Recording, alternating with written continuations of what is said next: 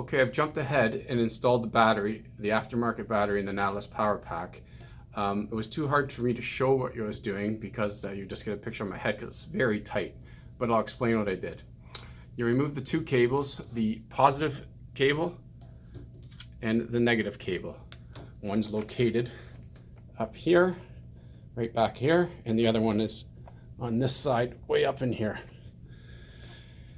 Once they're off, you're going to install the longer extension cable. So we have a longer black one, which now allows you to go from the other side, because the battery is reversed, from way over here down and around and install it on the negative terminal. And the same for the positive. We went from here and put the new terminal onto the positive terminal over here.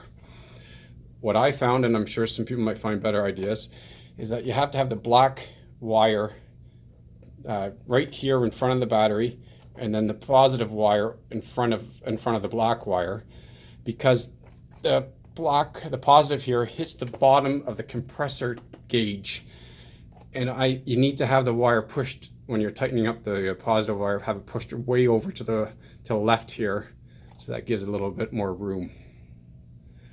So for the secondary wires, there's both a positive and a negative secondary wires, as you can see here.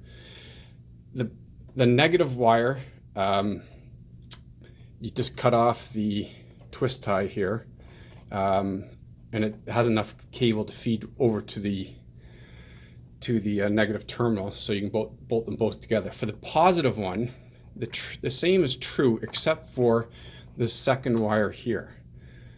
So you have a couple options. Either we include a jumper cable for this one too. You can put this use this jumper cable to go over, but if you don't feel that's what you want, the longer part of the black wire, or red wire, sorry, is long enough to reach all the way over.